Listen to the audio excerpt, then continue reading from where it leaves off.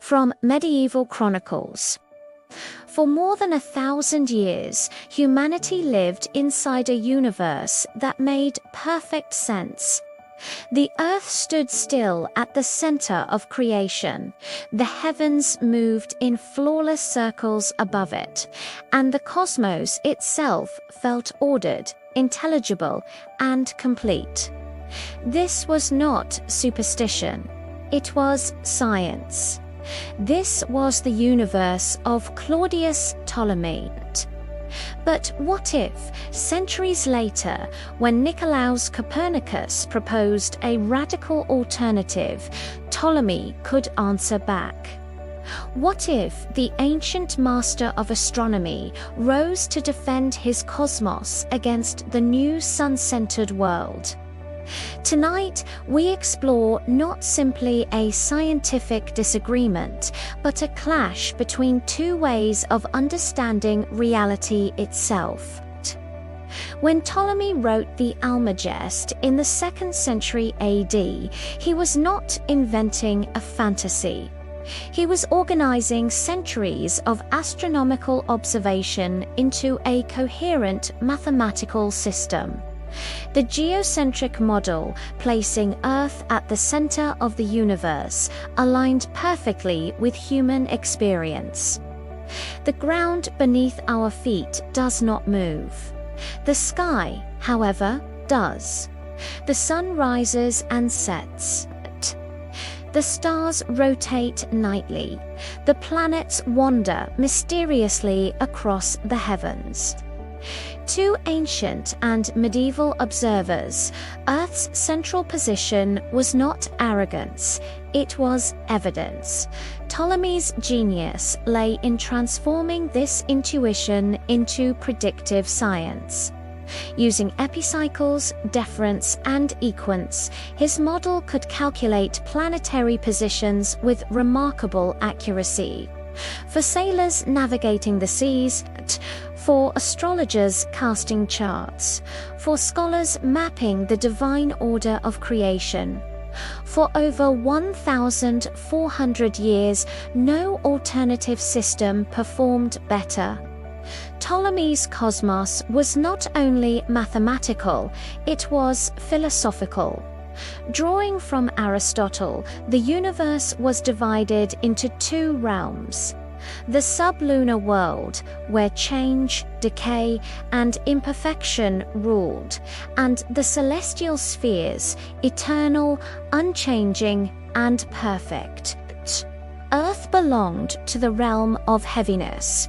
Naturally, it rested at the center. To move the Earth was not just a physical claim, it was a metaphysical revolution.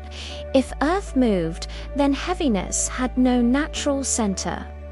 If Earth moved, then the distinction between heaven and earth collapsed. If Earth moved, humanity itself lost its cosmic anchor. Ptolemy's universe did not merely explain the sky, but it explained meaning. In 1543, Nicolaus Copernicus published De Revolutionibus Orbium Coelestium, quietly, cautiously, almost apologetically. His proposal was stunning in its simplicity. What if the sun stood at the center?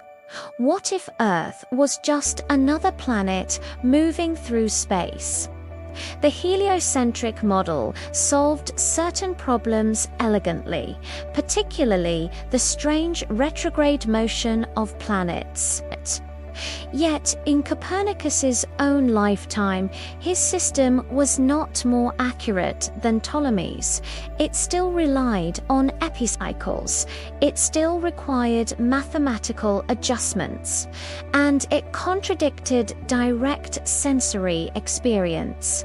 If Earth moved, why did we feel no wind? Why did birds not fall behind? Why did stones dropped from towers fall straight down? Ptolemy had answers. Imagine Ptolemy responding across the centuries. He would begin with observation. No experiment, he might say, demonstrates Earth's motion. In a moving world, projectiles should behave differently. Clouds should drift westward. Stars should show parallax, a shift in position caused by Earth's movement. Yet none of this was observed with pre-modern instruments. From Ptolemy's perspective, heliocentrism solved philosophical discomfort by introducing physical impossibilities. A moving Earth required invisible forces no one could explain, a vast universe so large that stellar parallax became undetectable strained credibility, which model then was truly simpler. Copernicus claimed elegance, but Ptolemy could counter with effectiveness. His system worked because it was empirical, not ideological. It adjusted itself to the sky as it appeared.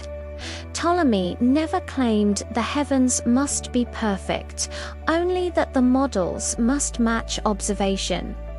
In this sense, the geocentric model was closer to modern scientific pragmatism than Copernicus's aesthetic preference for symmetry. The irony is profound. The system history remembers as wrong was built on data. The system history celebrates as right began as a philosophical leap. Beyond equations, the debate was about humanity's place in the universe. Ptolemy's cosmos placed human life at the focal point of creation. Copernicus displaced it. The sun replaced Earth. Earth became ordinary. Humanity became peripheral. This was not just astronomy. It was existential. Medieval theology, art, and morality were structured around a centered cosmos. To remove Earth from that center was to unsettle centuries of meaning. No wonder resistance followed. Yet history does not stop. New instruments emerged. Galileo's telescope revealed moons orbiting Jupiter, centers within centers. Phases of Venus contradicted strict geocentrism. Later, Kepler abandoned perfect circles. Newton explained invisible forces mathematically. The heliocentric model became not just elegant, but demonstrably superior. But it is crucial to remember, Copernicus did not defeat ignorance. He challenged a system that had been rational, coherent, and extraordinarily successful. Ptolemy and Copernicus looked at the same stars. One saw stability, the other saw motion. One trusted sensory certainty, the other trusted mathematical harmony. Their disagreement reminds us that science is not a straight line toward truth, but a dialogue across centuries. Even today, our models are provisional. Our centers may yet move again. What if Ptolemy had defended his cosmos in the age of Copernicus? He would not have been silenced by dogma. He would have argued with reason, and in doing so, he would remind us of a humbling truth. Every scientific revolution stands on the shoulders of a worldview that once made perfect sense. Two universes, one sky, and an eternal human desire to understand our place within it. And if this clash between worlds intrigued you, explore the rest of this series. What if the great minds of history dwelt here?